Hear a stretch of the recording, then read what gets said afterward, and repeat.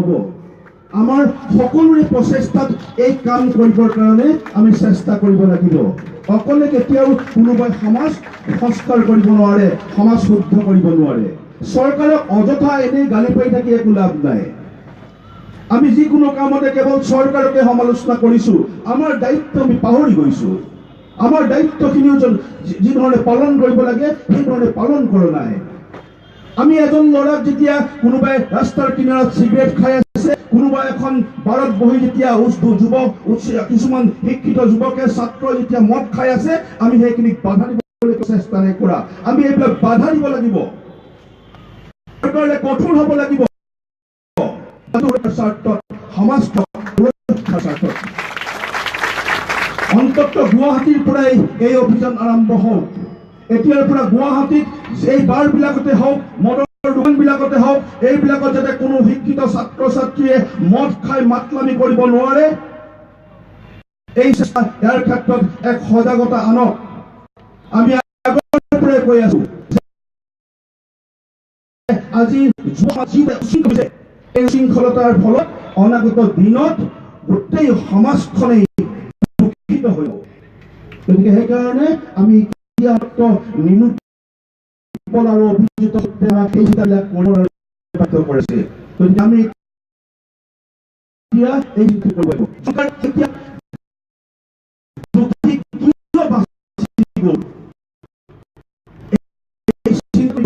আমি স্পষ্টভাৱে শংকা হৈছে যে নিউটপল অভিযোগৰ যাব আমাৰ শংকা হৈছে কিয় কৰিছো আমি প্ৰশাসনে সম্পূৰ্ণভাৱে চেষ্টা কৰিছে অকণো ত্ৰুটি নাই কৰা 24 ঘণ্টাৰ ভিতৰত অধিকাংশ ব্যক্তিকে গ্ৰেপ্তাৰ কৰিছে প্ৰশাসনে অত্যন্ত সঠিক দিশত তদন্ত কৰিবৰ কাৰণে চেষ্টা কৰিছে আমি পুলিচ প্ৰশাসনক আহ্বান জনাইছো ডিজিপি মহোদয়ক আহ্বান জনাইছো যাতে তৈয়াৰ কৰা সময়ত এনেকুৱা এটা খুঁত ৰাখিব নালাগে যিটোৰ ফুৰুঙেৰে ওলাই যাবৰ কাৰণে যাতে সক্ষম হয় কিন্তু আদালতৰ মজিয়াত তদন্তৰ প্ৰক্ৰিয়াটোৰ লগতে আদালতত বিচাৰৰ সময়ত সাক্ষীৰ ওপৰত বহু কথা নিৰ্ভৰ কৰে সাক্ষী কোনে দিব এতিয়া আমাৰ প্ৰথম প্ৰশ্নটো হৈছে ডকমগা কাণ্ডৰ যিখিনি মানুহৰ মাজত এই ঘটনা ঘটিছিল তাৰ পৰা সাক্ষী কোনে দিব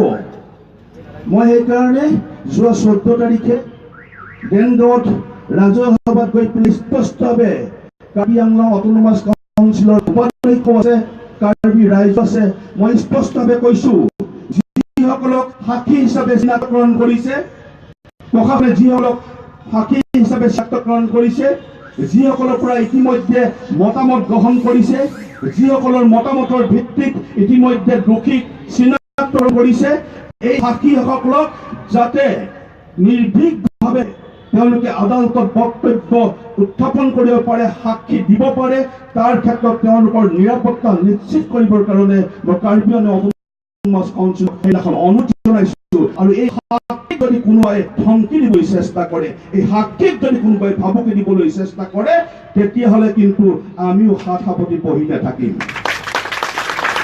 এই কথাটো স্পষ্টভাৱে মই এইদিনাখন কাৰ্বি আংলঙত কৈ থৈছো হয় আইন হাতত তুলি লোৱাৰ অধিকাৰ আমাৰ নাই আমি সেইকাৰণে এতিয়াও আইন হাতত তুলি ল'বলৈ বিচৰাও নাই কিন্তু যদি এনেধৰণৰ কাণ্ডবিলাকৰ পিছত আইনে যদি দোষীক শাস্তি প্ৰদান কৰিবৰ কাৰণে যদি সক্ষম নহয় আইনে যদি দোষীক মুকলি আকাশৰ তললৈ যদি উলিয়াই পঠিয়াবৰ কাৰণে চেষ্টা কৰে তেতিয়াহ'লে অসমৰ জনগণৰ ন্যায় ব্যৱস্থাটোৰ প্ৰতি আস্থা যিটো আস্থা যিটো বিশ্বাস এই বিশ্বাস হেৰাই যাব সেইকাৰণে প্ৰশাসনকো কৈছো যে অসমৰ জনগণৰ মনৰ পৰা যাতে ন্যায় ব্যৱস্থাটোৰ প্ৰতি থকা আস্থা যাতে হেৰাই নাযায় তাৰ কাৰণে ডকমগা কাণ্ডৰ যিসকল অপৰাধী তেওঁলোকক কঠোৰ শাস্তি দিয়াবৰ কাৰণে চেষ্টা কৰক যদি আইনৰ প্ৰতি বিশ্বাস ভংগ হয় তেতিয়াহ'লে পুনৰ অসমৰ পৰিস্থিতি উত্তপ্ত হৈ পৰিব গতিকে আমাৰ এতিয়াও আইনৰ প্ৰতি বিশ্বাস আছে আৰু প্ৰশাসনক কৈছো যে যিসকল সাক্ষী আছে তেওঁলোকক এতিয়াৰ পৰাই নিৰাপত্তা প্ৰদান কৰক। আৰু এই কথাটো আজি এইখন মঞ্চত কৈছোঁ, সকলোৱে কওক যে এই যিটো বিচাৰ প্ৰক্ৰিয়া, এই বিচাৰ প্ৰক্ৰিয়া কাৰ্বি আংলঙত নহয়, ডিফুত নহয়, ইয়াক নগাঁৱলৈ অনাৰ ব্যৱস্থা কৰক, ইয়াক গুৱাহাটীলৈ অনাৰ ব্যৱস্থা কৰক। ডিফুত নিৰাপদ নহয়, ডিফুত কোনেও হাতী দিবৰ কাৰণে সাহস নকৰে। নগাঁৱত হ'লে আমি তেওঁলোকক নিৰাপত্তা দিম, নগাঁৱত হ'লে তেওঁলোকে সাহসেৰে সাক্ষী দিবৰ কাৰণে আগবাঢ়ি আহিব, গুৱাহাটীত হ'লে সাহসেৰে সাক্ষী দিবলৈ আগবাঢ়ি আহিব। চৰকাৰক দাবী জনাওক যে এই নিৰুৎপল অভিযোগৰ ন্যায় বিচাৰ নগাঁৱৰ আদালতত কৰা হওক, নতুবা গুৱাহাটীৰ আদালতত কৰা হওক, ইয়াক ডিফুৰ পৰা আঁতৰাই অনা হওক। ডিফুত বিচাৰ চলাই থকাৰ কাৰণে ঝংকাৰ শইকীয়াই ন্যায় নেপালে। আজি প্ৰস্তাৱ লওক, ঝংকাৰ শইকীয়াৰ যি ভিডিঅ' ইতিমধ্যে ছ'চিয়েল মিডিয়াত ওলাইছে, সেই ভিডিঅ'ৰ আপোনালোকে ক্লিপটো সংগ্ৰহ কৰি আদালতৰ মজিয়াত পুনৰ দাবী উত্থাপন কৰা উচ্চতম ন্যায়ালয়ৰ ওচৰত যে ইমান সুন্দৰকৈ গোটেই ভিডিঅ'টোত ইমান নিখংসকৈ হত্যা কৰাৰ স্পষ্ট প্ৰমাণ থকাৰ পিছতো ঝংকাৰ শইকীয়াৰ অভিযুক্তই কিয় আজি তাৰিখত মুকলি আকাশৰ তলত ঘূৰি থাকিব পাৰিছে। গতিকে এই বিচাৰ প্ৰক্ৰিয়া পুনৰ মুকলি কৰক আৰু ঝংকাৰ শইকীয়াৰ দোষীক শাস্তি প্ৰদান কৰক। ঝংকাৰ শইকীয়াৰ যিসকল সাক্ষী আছে তেওঁলোকক পুনৰ নিৰ্ভয় প্ৰদান কৰক প্ৰশাসনে, প্ৰদান কৰি গুৱাহাটীত তেওঁলোকৰ সাক্ষী ল'বৰ কাৰণে চেষ্টা কৰক। আমাৰ বিশ্বাস আছে যে ঝংকাৰ শইকীয়ায়ো ন্যায় পাব আৰু ঝংকাৰ শইকীয়াৰ অভিযুক্ত কঠোৰ শাস্তি তেওঁলোকে পাবৰ কাৰণে সক্ষম হ'ব। আমি আহক অন্ধবিশ্বাসৰ বিৰুদ্ধে সৃষ্টি কৰোঁ। ইয়াৰ পৰা অন্তত যিসকল আই আছে, এই আইসকলক কৈছোঁ, আমি সৰুতে কিছুমান ভুল কৰি আহিলোঁ। আমি ল'ৰাটোৱে যদি শুব নিবিচাৰে তাক আমি কওঁ ভূত আহিব শুই থাক, সোপা ধৰা আহিব শুই থাক। এই সৰুতেই আমি তাৰ মনত সোপা ধৰা এই ভয়টো সুমুৱাই দিলোঁ। আমি বহুতেই কওঁ ল'ৰাটো নুশুলে, ল'ৰাটোৱে উৎপাত কৰিলে ভূত আহিব শুই থাক, সোপা ধৰা আহিব শুই থাক। এই ধৰণৰ অন্ধবিশ্বাস সৰুবিলাকৰ মনত সোমোৱাই নিদিব। তেওঁলোকক বিজ্ঞানসন্মত দৃষ্টিভংগীৰে আপোনালোকে কথাবিলাক বিশ্লেষণ কৰি বুজাই দিব, তেতিয়া আমাৰ মাজৰ পৰা নিশ্চয় অন্ধবিশ্বাস আঁতৰ হ'ব। আমি সংকল্প লৈছোঁ অনাগত দিনত অসমৰ যিসকল সাহসী যুৱক, এই সাহসী যুৱকসকলক লগত লৈ কোনো ধৰণৰ ৰাজনৈতিক মেৰ পেচত নোসোমাই ৰাজনীতিৰ পৰা দূৰত্বত থাকি অসম অসমীয়া জাতিৰ কাৰণে সকলো সময়তে কাম কৰি যাবৰ কাৰণে সংকল্প লৈছোঁ। ইয়াত থকা সাহসী যুৱকসকলক আহ্বান জনাইছোঁ, আহক আমি ঐক্যবদ্ধ হওঁ আৰু ৰাজনীতিৰ পৰা দূৰত্বত থাকি কেৱল অসম আৰু অসমীয়াৰ কাৰণে নিজৰ জীৱনটো উৎসৰ্গা কৰিবৰ কাৰণে চেষ্টা কৰোঁ। এই আহ্বান জনাই মোৰ নিৰুৎপল আৰু অভিজিত লৈ মোৰ শ্ৰদ্ধাঞ্জলি জনাই দোষীয়ে যাতে কঠোৰ শাস্তি পায় তাৰ কাৰণে চৰকাৰৰ ওচৰত দাবী জনাই মোৰ বক্তব্য সামৰি মাৰিছোঁ। ধন্যবাদ। জয় অসম। আমাৰ মাজত উপস্থিত আছে ৰাজীৱ কোঁৱৰ ডাঙৰীয়া আৰু মালবিকা বাইদেউ। আমি মালবিকা বাইদেউক এষাৰ ক'বৰ কাৰণে অকণমান সময়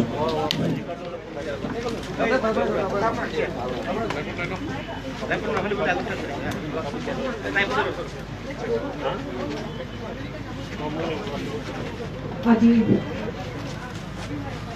আমি শিল্পী সমাজ আহিছোঁ, ইয়াত একগোট হৈছোঁ, এই সজাগতা সভাত উপস্থিত আছোঁ।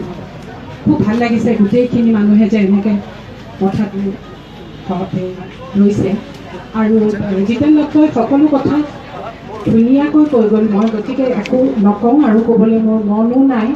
খুব দুখিত আমি শিল্পী সমাজ বা অসমৰ ৰাইজ বা বাহিৰৰো বহুত, মই ইউকেৰ পৰাও কিছুমান হেৰি পাইছোঁ, মোৰ পৰিয়ালৰ মানুহ তাতো খুব দুখ কৰিছে তেনেকৈ। আৰু মই এতিয়া এটাই কথা কওঁ যে দুষ্কৃতিকাৰী যিখিনিয়ে দুষ্কাৰ্য কৰিছে তেওঁলোকে উচিত শাস্তি পাব লাগে, যাতে কেতিয়াও আৰু এনেকুৱা কাণ্ড অসমত হ'ব নোৱাৰে। এইটো কোনো জাতি, মিৰি, মিচিং, হিন্দু, মুছলমান, কাৰ্বি বুলি কথা নহয়। দুষ্কাৰ্য কৰিছে কেৱল দুষ্কাৰ্যকাৰীয়ে। গতিকে ইয়াকে কৈ মই নিৰুৎপল আৰু অভিজিতলৈ মোৰ সমবেদনা জনাইছোঁ। আমাৰ মাজত উপস্থিত আছে অভিনেতা তথা আমাৰে ককাই ৰাজীৱ দা আমি ৰাজীৱ দাকো এই শান্তি শৃংখলাটো কেনেকৈ পুনৰ ঘূৰাই আনিব পাৰি তাৰ লৈ এষাৰ ক'বলৈ অনুৰোধ জনাইছোঁ। নমস্কাৰ। আজি উপস্থিত থকা নিউট্পালৰ পৰিয়ালবৰ্গ আৰু আজি ইয়াত উপস্থিত থকা শ্ৰদ্ধাঞ্জলি জনাবলৈ অহা অসমীয়াসকল,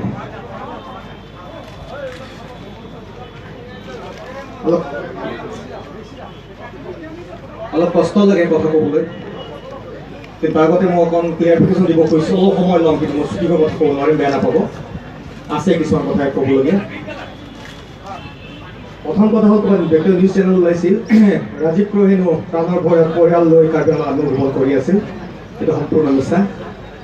কাৰণ মই 5 তাৰিখে ইয়াৰ পৰা গৈছোঁ, 6 তাৰিখে 7 তাৰিখে মই যোৰহাটত শ্বুটিং কৰিছোঁ, 8 তাৰিখে আহিছোঁ, 9 তাৰিখে কাৰ্বি আংলং খেলনিক কাৰ্বি আংলং আৰ্টিষ্ট এছ'চিয়েশ্যনৰ কনফাৰেঞ্চ আছে, মই তাত এটেণ্ড কৰিছোঁ।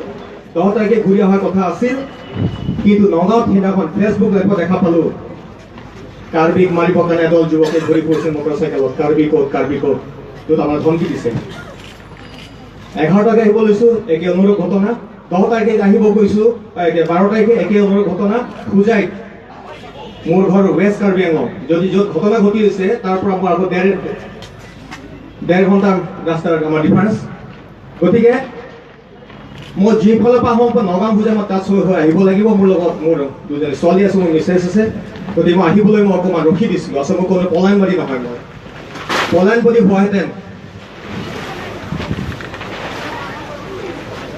হোৱাহেঁতেন আজি 30 বছৰ মই গুৱাহাটীত মই থাকিব নোৱাৰিলোহেঁতেন। আৰু আহিবলৈ একানো বেয়া লাগিল। মোৰ সৰু ছোৱালী যিজনী ক্লাছ 4ত পঢ়ে, 9 বছৰ বয়স, তাই কৈছে যে দেউতা মইতো কাৰ্বি, স্কুল খুলিব, স্কুলত মোকো মাৰিব নেকি? সৰু ছোৱালী। কি বুলি কওক তাই? কি বুলি বুজাম তাক মই যে আমি অসমীয়া? আজি 30 বছৰ মই গুৱাহাটীত আছোঁ, 26 বছৰ মই ইণ্ডাষ্ট্ৰীত আছোঁ, কিন্তু কোনোদিনে মই কাৰ্বি বুলি কোৱা নাই, কাকো কাৰ্বি ধমকি দিয়া নাই। মই প্ৰথমে নিজকে কাৰ্বি বুলি অসমীয়া বুলি কওঁ, তাৰপিছত মই কাৰ্বি বুলি কওঁ। যেতিয়া মই শনি স্কুলত 81-82 শনি স্কুলত আছিলোঁ, কোনো বড়ো অসমীয়া কোনো জনা নাছিলোঁ। হিন্দু, মুছলিম, খ্ৰীষ্টান একেলগে আছিলোঁ আমি। কিন্তু যেতিয়া মেডিকেলত 1988 মই গুৱাহাটী মেডিকেল কলেজত এডমিশ্যন ল'লোঁ, যিদিনা মই হোষ্টেলত গ'লোঁ, ৰেগিঙৰ নামত মই গম পাইছোঁ যে মই কাৰ্বি আৰু অসমীয়া বেলেগ। তাৰ এটা ঘটনা মই কৈ দিছোঁ। ৰেগিঙৰ নামত এজন জ্যেষ্ঠজনে মাতি লৈ গ'ল, সুধিলে কি নাম তোমাৰ? মই ক'লো ৰাজীৱ ক্ৰৌ। তুমি কি ল'ৰা? মই বুকু পিন্ধাই গ'লো অসমীয়া। লগত এটা কাণতলীয়া চৰ পৰিছে মোৰ গালত। দ্বিতীয়বাৰ একে প্ৰশ্ন, একে উত্তৰ, একে স্বৰ। তৃতীয়বাৰ একে প্ৰশ্ন, একে উত্তৰ, একে স্বৰ, মাত্ৰ স্বৰৰ উত্তাপটো বাঢ়ি গৈ আছে। তেতিয়া মই সুধিছোঁ, দাদা মই কি ভুল ক'লো? ক্ৰৌ কোনে লিখে? মই কৈছোঁ কাৰ্বি মানুহে লিখে। তেতিয়াহ'লে তুমি কাৰ্বি, তুমি কোনো পধ্যে অসমীয়া হ'ব নোৱাৰা। তেতিয়াই গম পালোঁ যে কাৰ্বি বেলেগ এটা জাতি, অসমীয়া বেলেগ এটা জাতি। কিন্তু কোনোদিন ভবা নাই। কিন্তু যিয়ে নহওক, এতিয়া মই অসমীয়া বুলি কওঁ নিজকে। মই অসমীয়া নিজৰ কাৰ্বি ভাষাতে মই সিমান ছবি কৰা নাই, কাৰ্বি ভাষাতে মই সিমান স্ক্ৰিপ্ট লিখা নাই, যিমান মই যিহেতু লিখিত অসমীয়া ভাষাত মই লিখি আছোঁ। আচলতে মোৰো এতিয়া কনফিউজ হৈছে, আচল অসমীয়া সংজ্ঞা কি? যিটো ভাষা মই কৈ আছোঁ, যিটো ভাষা কৈ তেওঁলোকে অসমীয়া, যুগ যুগান্তৰ ধৰি যিসকলে অসমত বসবাস কৰিছে তেওঁলোকে অসমীয়া। আজিলৈকে কিন্তু এইটো সংজ্ঞা কোনো ভালকৈ দিব পৰা নাই। গতিকে আৰু এটা কথা কওঁ, ইয়াত যদিও কৈছে টকমকা কাণ্ড, আচলতে টকমকাৰ নামটো আচলতে বদনামী হৈছে। টকমকা নহয়, টকমকাৰ পৰা প্ৰায় 17-18 কিলোমিটাৰ নিলগত পাঞ্জুৰী কছাৰী গাঁৱত। কাংঠি লাংচো নহয়, কাংঠি লাংচো ইমান ধুনীয়া নাম। কাংঠি অৰ্থাৎ চাফা বা পবিত্ৰ, লাং মানে পানী, চৌ মানে সৰু, অৰ্থাৎ সৰু পবিত্ৰ নিজৰাৰ পানীৰ পৰা নামকৰণ কৰা হৈছিল। তেওঁলোকে তালৈ যাব পৰা নাই। মই তাত গৈছোঁ, অৰ্থাৎ একেবাৰে জাইস্পদত যাব নিদিলে। মই যিমান দূৰ জানো, তাত যিবোৰ শুনিছোঁ ৰাইজৰ মুখৰ পৰা, তেওঁলোকে স্পটলৈ যাব পৰা নাই। 2 কিলোমিটাৰ জেগা আছিল, এটা গেটত তেওঁলোক ৰখাই দিয়া হৈছিলে। তেওঁলোকে যাওঁতে বোলে পলম কৰিছিলে। ধাবাত ভাত খাওঁতে ৰাইজে কৈছে তহঁতি এটা নাযাবি উপায়। কিন্তু কি আছে এইটো ক'ব নোৱাৰে, কি হৈ গ'ল পাছৰ কথা। কিন্তু যিটো ঘটনা ঘটি গ'ল, ঘটনাটো ঘটিম বুলি নঘটে, কিবা কাৰণত ঘটি গ'ল। সেইকাৰণে মই লজ্জিত, দুখিত যে মোৰ জিলাত তেনে এটা ঘটনা ঘটিছে, কোনোদিন ঘটিব নলগীয়া ঘটনা। গতিকে তাত অকল এটা সম্প্ৰদায় নাছিল, তাত বহুতো সম্প্ৰদায় আছিল তাত। কিন্তু দোষাৰোপ কৈছে কেৱল কাৰ্বি জাতিটো। ঠিক আছে দুখী ধৰা নপৰালৈকে বাৰু কাৰ্বি জাতি গালি পাই আছে সকলো শুনি আছো নীৰৱে লাহে লাহে বেলেগ বেলেগ সম্প্ৰদায়ৰ পৰা ধৰা পৰিছে তথাপিও উপাধি দেখাৰ পিছতো মানুহে গম নাপালে কোন সম্প্ৰদায়ৰ মানুহ কি এতিয়াও মানুহে গম নাপালে সভ্য সমাজৰ গুৱাহাটীৰ মানুহবিলাকে যিবিলাক এণ্ড্ৰইড মোবাইল টিপি টিপি আমাক গালি পাৰি আছে উলংগ জংঘলী নাঙঠ যদি আমি কাৰ্বি জাতিটো যদি উলংগ নাঙঠ জংঘলী হোৱাহেঁতেন পদ্মশ্ৰী ৰংবং তেনেদৰে আমাৰ ব্যক্তি জন্ম নহ'লহেঁতেন তেওঁ যদি জংঘলী হোৱাহেঁতেন তেওঁ ৰং মিলি হাঁহি জন্ম দিব নোৱাৰিলেহেঁতেন তেওঁ পদ্মশ্ৰী পাব নোৱাৰিলেহেঁতেন মই যদি জংঘলী উলংগ হোৱাহেঁতেন মই খিচিৰিৰ যোগেৰে ৰাইজক সজাগতা নিব নোৱাৰিলোহেঁতেন মই গতিকে কোনো এটা অপৰাধীৰ কোনো জাতি ধৰ্ম নাই ইটছ ক্লিয়াৰ তেওঁলোকক শাস্তি আইনে দিব বাছ ফাঁচি দি মাৰে যাৱজ্জীৱন কাৰাদণ্ড দিয়ে সেইটো আমাৰ ক'বলগীয়া একো নাই কিন্তু জিতেন দত্ত ডাঙৰে কোৱাৰ দৰে আইনৰ সুৰুঙা লৈ যাতে কোনো বাচি যাব নোৱাৰে তাত কিন্তু অকল দুই এজনৰ কাৰণে গোটেই জাতিটোক অনুৰোধ কৰিছো জাতিটোক এনেদৰে গালি নাপাৰিব শিক্ষক এজনে পোষ্ট কৰিছিল চামথিং ডেকা দুটামান কাৰ্বি গুৱাহাটীত জ্বলাই দিব লাগে তেওঁ যদি আছে যদি শুনি আছে আহক সাহস আছে যে মোক জ্বলাওক গুৱাহাটীত মই থিয় হৈ আছো কাটি দিব লাগে মাৰি দিব লাগে আৰে কাৰ্বিসকল কাটি শেষ কৰিলে যদি সমস্যাৰ সমাধান হয় কাৰ্বিৰ তেজেৰে বা জনজাতীয় তেজেৰে যদি অসমখন ৰাঙলী হৈ যায় যদি অসমত শান্তি আহে তেতিয়া আহক প্ৰথমতে মই ডিঙি পাতি দিম মাৰক মোক গোটেই জাতিক হত্যা কৰক তাৰপিছত যদি অসমত শান্তি আহিব লাগিব যদি অসমত যদি তেজ ৰাঙলী হৈ যাওক শান্তি হোৱাহেঁতেন অসমত অসম কেতিয়াবাই স্বাধীন হ'লহেঁতেন সোণৰ অসম কেতিয়াবা হ'লহেঁতেন আমাৰ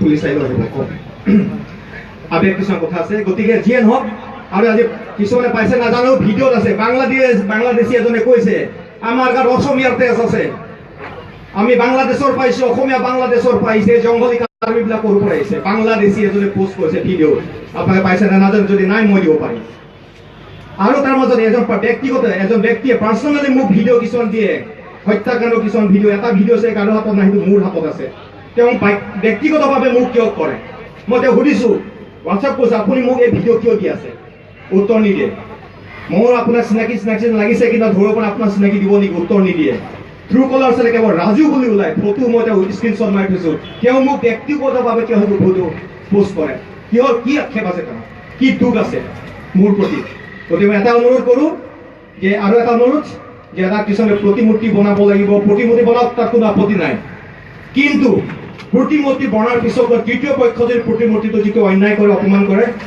আকৌ কিন্তু তাত কিন্তু সংসাৰৰ ভাতৃ মাজত ভুল বুজাবুজি হ'ব পাৰে সেইকাৰণে মই ভাবোঁ উদ্যোগসকলে কৈছে যে নীল আৰু অভিৰ নামত এখন বিদ্যালয় হওক তাত স্কুল এখন হওক তাত তেওঁলোকৰ প্ৰতিমূৰ্তি থাকক তাত মই ক'ব লাগে একো নাই গতিকে স্কুল এখন হ'ব লাগে তাত আৰু 8 জুন তাৰিখটো আমি এটা দিৱস হিচাপে আমি পালন কৰিব নোৱাৰো নেকি 8 জুন তাৰিখটো আমি যদি অন্ধবিশ্বাস বিৰোধী দিন যদি আমি পালন কৰোঁ কি ক্ষতি আছে আমাৰ গতিকে সেইটো কৰোঁ গতিকে পুনৰবাৰ কৈছোঁ যিসকলে আমাক খেদিব খুজি আছে সেইটো নকৰিব যদি অতীতত চাব যায় তেতিয়াহ'লে গোটেই গুৱাহাটীখনটো কাৰ্বি মানুহৰ মোৰ লগত এটা মেপ উঠি মই ফটো তুলি আনিছে এজন ব্যক্তিৰ পৰা 1885-86 হেঙেৰাবাৰীৰ মেপ 1885 গোটেই কাৰ্বিসকলৰ বসতি গতিকে সেইটো আমি কোনো কাৰ্বি বড়ো অসমীয়া বুলি কথা নহয় আমি ইয়াত আছোঁ অসমতে জন্ম লৈছোঁ অসমতে মৰিম গতিকে কোনো কাৰ্বি বড়ো অসমীয়া ভাগ কৰি আমি জীয়াই থাকিব নোৱাৰোঁ আমাৰ যদি নাক কাণ কাটি দিওঁ আমি জীয়াই থাকিব নোৱাৰোঁ ঠিক তেনেকৈ আমি সকলোৱে একেলগে থাকিব লাগিব সংকটৰ সময় যেতিয়া বিদেশী বাংলাদেশে আমাক আক্ৰমণ কৰিব তেতিয়া ক'ব তই অসমীয়াত লাগ আমি কাৰ্বি নাযাওঁ তই কাৰ্বিসকল যুঁজ তই আমি নাযাওঁ নহয় আমি সকলোৱে মিলি বিদেশীক খেদিব লাগিব ইয়াৰ পৰা যদি আমাৰ মাজত মিলাৰ প্ৰীতি একতা যদি নাথাকে কোন কাৰ্বি কোন বড়ো কোন অসমীয়া যে আমাৰ মাজতে ভাগ হৈ থাকে তেতিয়াহ'লে আমাৰ অসমৰ কিন্তু কেতিয়াও উন্নতি নহয় অসমৰ কেতিয়াও স্বাধীন নহয় গতিকে পুনৰবাৰ অভিজিৎ আমাৰ সত্যদি কামনা কৰিছোঁ আৰু সকলোকে এতিয়াই অনুৰোধ কৰোঁ পুনৰবাৰ দুই এটা ভুলৰ কাৰণে কোনো এটা জাতিক অপৰাধীৰ কাৰণে এটা জাতিক ঘীন নকৰিব পুনৰবাৰ কোনো ঘীন নকৰিব আজি যে বৰষুণ পৰিছে বৰষুণ যাকে সকলোৱে কুসংস্কাৰবোৰ ধুই নিয়ক আৰু এই বৰষুণ যাকে সকলোৰে মনত থকা কাৰ্বি জাতিৰ প্ৰতি থকা ঘৃণা ভাৱটো ধুই নিকা কৰক মই তাৰে কামনা কৰিলোঁ ধন্যবাদ সময় প্ৰতি লক্ষ্য ৰাখি আমি সকলোৱে কমকৈ ক'বলৈ আমি আহ্বান জনাইছোঁ কণিকা ভট্টাচাৰ্য বাইদেউক আমি সময় প্ৰতি লক্ষ্য ৰাখি শান্তি শৃংখলাৰ বাবে কেনেকৈ আমি পুনৰ হাত ধৰি ইজনে সিজনে আগবাঢ়ি যাম আগলৈ, কেনেকৈ এখন আমি সুন্দৰ অসমীয়া সমাজ তথা সুন্দৰ অসম গঢ়িম, তাৰ বাবে আমাৰ এই যুৱ প্ৰজন্মক উদ্দেশ্যি আপোনাৰ পৰা দুআষাৰ আমি বিচাৰিছোঁ। প্ৰথমতে নীলোৎপল আৰু অভিজিতৰ আত্মাৰ সদ্গতি কামনা কৰিছোঁ। যিটো ঘটনা হৈ গ'ল সকলোৱে কৈছে এনেকুৱা ঘটনা কেতিয়াও হ'ব নালাগে। আমাৰ যুৱ সমাজ শৃংখলাভাৱে প্ৰতিবাদ কৰি দোষীৰ শাস্তি আমিও বিচাৰিছোঁ, যুৱক প্ৰজন্মৰ লগতে আমিও বিচাৰিছোঁ। কিন্তু এটা কথা কওঁ, অভিজিত আৰু নীলোৎপলৰ দেউতাক মাকৰ জোৱা জুইকুৰা কেনেকৈ নুমাব? আমি যদি প্ৰতিবাদেই কৰি থাকোঁ কিন্তু একো নহয়, তেওঁলোকৰ শাস্তি নহয়, তেওঁলোকে বিচৰা ধৰণে একো নহয়, তেতিয়াহ'লে আমি এইবিলাক কৰি পেলাই একো লাভ নাই। কাৰণ সেই দুটা পৰিয়ালৰ এই দুটা ডেকা ল'ৰা, মোৰ দুটা ল'ৰা আছে, ভাবিলে খুব অন্তৰখনে কান্দি উঠে। সেইকাৰণে ভাবিছোঁ বড়ো, কাৰ্বি এইবিলাক বিচাৰ নকৰি আমি সকলোৱে এক হৈ যিটো ভুল হৈ গ'ল আৰু নকৰি, সেই ভুলবোৰ নকৰি আমি মিলি জুলি আটায়ে থাকিব লাগিব। কিন্তু ইয়াৰ লগতে মই কওঁ, এই নীলোৎপল আৰু অভিজিতৰ দেউতাক মাকৰ জ্বলা জুইকুৰা নুমাবলৈ আমি প্ৰতিবাদ গভৰ্ণমেণ্টকো কৰিছোঁ। আমি সকলোৱে দোষীক শাস্তি দিয়াটো বিচাৰিছোঁ। শাস্তি দি পেলাই এৰি দি পেলাই আকৌ আগৰ দৰে ঘূৰি ফুৰিব এইটো নহয়।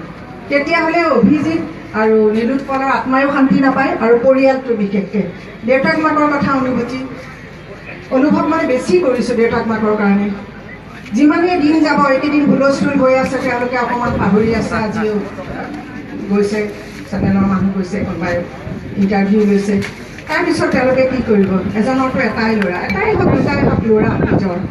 সেইকাৰণে যুৱ প্ৰজন্মক কৈছোঁ, শৃংখলাভাৱে প্ৰতিবাদ কৰি শান্তি আমি সকলোৱে মিলি দোষীক শাস্তি দিয়ক আৰু পৰিয়ালটোৰ লগতে আমিও শান্তি পাওঁ। আৰু অভিজিত আৰু শেষত অভিজিত আৰু নীলোৎপলৰ আত্মাৰ শান্তিৰ কাৰণে আমি সকলোৱে প্ৰাৰ্থনা কৰিছোঁ। ধন্যবাদ। ধন্যবাদ। আমি নমিতা বাইদেউ আমাৰ চমুকৈ